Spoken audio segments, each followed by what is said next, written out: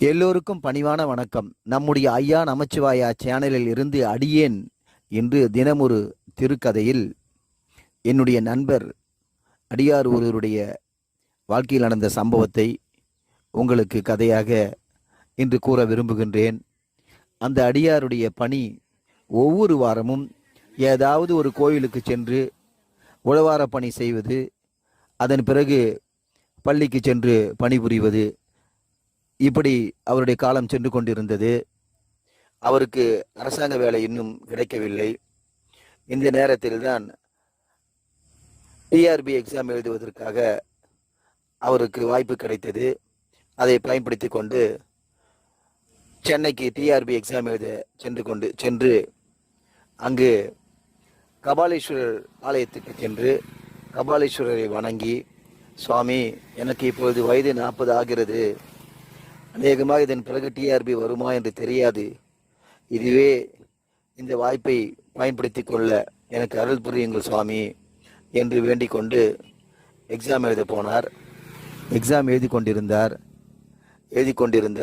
அந்த நேரத்தில் கடைசி பெல் அடிக்கப்பட்டது.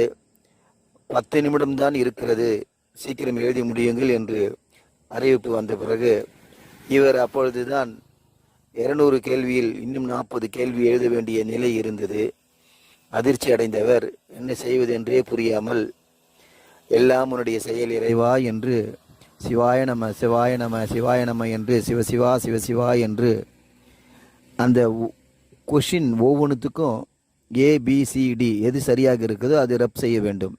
அதில் அந்த 40 வினாத்தாள்களுக்கும் A1 B1 D1 இப்படி சிவசிவா சிவசிவா என்று சொல்லிக்கொண்டே அந்த 40ஐயும் 10 நிமிடங்களில் முடித்துவிட்டு வெளியே வந்து நேராக கபாலீஸ்வரர் ஆலயத்துக்கு சென்று கபாலீஸ்வரர்கிட்ட வேண்டுகிறார். சுவாமி, இப்படி செய்துட்டியே என்று சுவாமியிடம் முறையிடுகிறார். பரவாயில்லை, எல்லாம் உன்னுடைய செயல், நான் என்ன செய்ய போகிறேன் என்று கூறிக்கொண்டே வெளியே வந்தவர் அவருடைய நண்பர்கள் எல்லாம் அவரை பார்த்து, நாங்கள்லாம் நல்லா சிறப்பாக எழுதியிருக்கிறோம், சூப்பராக இருக்கிறது என்று சொல்லி கொண்டிருந்தார்கள். இவர் வருத்தத்துடன் வெளியே வந்து விட்டார். சிறிது காலம் கழித்து ரிசல்ட் வந்தது. அதில் நன்றாக எழுதியிருக்கிறேன் என்று சொன்னவர்கள் எல்லாம் தேர்ச்சி அடையவில்லை. அடியார் இவர் பாஸ் செய்திருந்தார். அவருக்கு ஏகப்பட்ட சந்தோஷம்.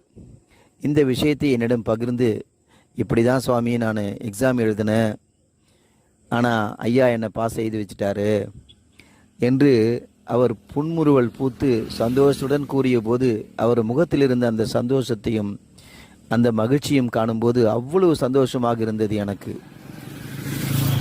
இந்த கதை உண்மையில் நடந்த கதை.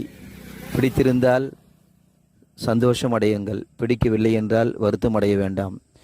நன்றி. திருச்சிற்றம்பலம்.